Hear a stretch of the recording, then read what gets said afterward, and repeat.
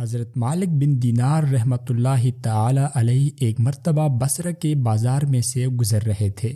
راستے میں ایک باندی ایسے جال و جلال حشم و خدم کے ساتھ جا رہی تھی جیسے کہ بادشاہوں کی باندیاں ہوتی ہیں۔ حضرت مالک بن دینار نے جب اس کو دیکھا تو آواز دے کر فرمایا کہ اے باندی، تیرا آقا تجھے فروخت کرے گا یا نہیں؟ وہ باندی اس فقرے کو سن کر حیران رہ گئی اور کہنے لگی، کیا کہا؟ پھر کہو۔ حضرت مالک بن دینار رحمۃ اللہ تعالی علیہ نے فرمایا کہ کیا تیرا مالک تجھے فروخت کرے گا یا نہیں؟ باندی نے کہا، اگر وہ فروخت کر بھی دے تو کیا تجھ جیسا فقیر مجھے خرید سکتا ہے؟ فرمانے لگے، ہاں بالکل، اور تجھ سے بہتر کو خرید سکتا ہوں۔ وہ باندی یہ بات سن کر ہنس پڑی اور اپنے خدام کو حکم دیا کہ اس فقیر کو پکڑ کر ہمارے ساتھ لے چلو۔ خدام نے پکڑ کر ساتھ لے لیا۔ جب وہ گھر واپس پہنچی تو اس نے اپنے آقا سے یہ قصہ سنایا۔ وہ سن کر بہت ہنسا اور ان کو اپنے سامنے لانے کا حکم دیا۔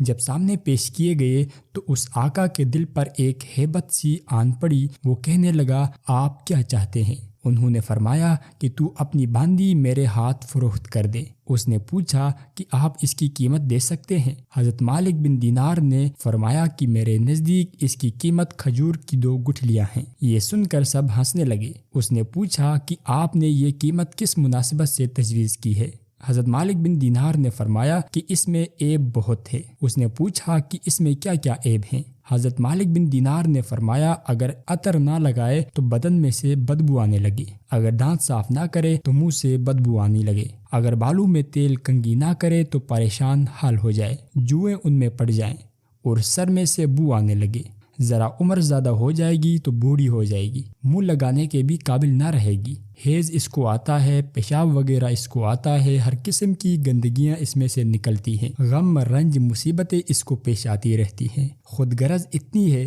کہ محض اپنی غرض سے تجھ سے محبت ظاہر کرتی ہے، انتہائی بے وفا، کوئی قول و قرار پورا نہیں کرے، اس کی ساری محبت جھوٹی ہیں، کل کو تیرے بعد کسی دوسرے کے پہلو میں بیٹھے گی تو اس سے بھی ایسی ہی محبت کے دعوے کرنے لگے گی، میرے پاس اس سے 1000 درجہ بہتر باندی ہے جو اس سے نہایت کم قیمت ہے، وہ کافور کے جوہر سے بنی ہوئی ہے، مشک اور زعفران کی ملاوٹ سے پیدا کی گئی ہے، اس پر موتی اور نور لپیٹا گیا ہے، اگر کھارے پانی میں اس کا آب دہن ڈال دیا جائے تو وہ میٹھا ہو جائے، اور اگر وہ مردہ سے بات کرے تو وہ زندہ ہو جائے، اگر اس کی کلائی آفتاب کے سامنے کر دی جائے تو آفتاب بے نور ہو جائے، اگر وہ اندھیرے میں آ جائے تو سارا گھر روشن ہو جائے، اگر وہ دنیا میں اپنی زیب و زینت کے ساتھ آ جائے تو سارا جہاں معطر ہو جائے اور چمکنے لگے۔ اس باندی نے مشک و زعفران کے باغوں میں پرورش پائی ہے، یاقوت اور مرجان کی ٹہنیوں میں کھیلی ہے، ہر طرح کی نعمتوں کے خیموں میں اس کا مہر سرائے ہے، تسنیم جو جنت کے نہروں میں سے ایک نہر ہے اس کا پانی پیتی ہے،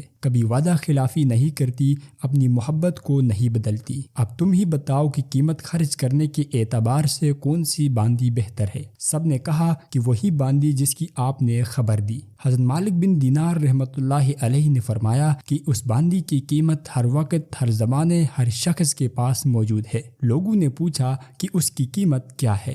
آپ نے فرمایا، اتنی بڑی اہم اور عالیشان چیز کے خریدنے کے لیے بہت معمولی قیمت ادا کرنی پڑتی ہے، اور وہ یہ ہے کہ رات کا تھوڑا سا وقت فارغ کر کے صرف اللہ جل شانہ کے لیے کم از کم 2 رکعت تہجد کی نماز پڑھ لی جائے، اور جب تم کھانا کھانے بیٹھو تو کسی غریب محتاج کو بھی یاد کر لو، اور اللہ تعالیٰ کی رضا کو اپنی خواہشات پر غالب کر دو۔ راستے میں کوئی تکلیف دینے والی چیز، کانٹا، اینٹ وغیرہ پڑی ہو تو اس کو ہٹا دو۔ ان چیزوں پر اہتمام کرنے سے تم دنیا میں عزت کی زندگی گزارو گے، آخرت میں بھی بے فکر اور اعزاز و اکرام کے ساتھ پہنچو گے۔ اس باندی کے آقا نے باندی سے پوچھا کہ تو نے شیخ کی باتیں سن لی، یہ سچ ہے یا نہیں؟ باندی نے کہا، بالکل سچ ہے۔ آقا نے کہا، اچھا اب تو آزاد ہے اور اتنا مال تیری نظر ہے، اور اپنے سب غلاموں سے کہا کہ اتنا مال تمہاری نظر ہے، میرا یہ گھر اور جو کچھ مال اس میں ہے سب اللہ کی راہ میں صدقہ ہے، اور گھر کے دروازے پر ایک موٹے سے کپڑے کا پردہ پڑا ہوا تھا، اس کو اتار کر اپنے بدن پر لپیٹ لیا اور اپنا سارا فاخرہ اتار کر صدقہ کر دیا۔ اس باندی نے کہا کہ میرے آقا، تمہارے بعد میرے لیے یہ زندگی اب خوشگوار نہیں ہے، اور اس نے بھی ایک موٹا سا کپڑا پہن کر اپنا سارا زیب و زینت کا لباس اور اپنا سارا مال و متاع صدقہ کر کے آقا کے ساتھ ہی ہو گئی۔ حضرت مالک بن دینار رحمۃ اللہ علیہ ان کو دعائیں دیتے ہوئے وہاں سے رخصت ہو گئے، اور وہ دونوں اس سارے عیش و عشرت کو طلاق دے کر اللہ کی عبادت میں مشغول ہو گئے، اور اسی حالت میں ان کا انتقال ہوا۔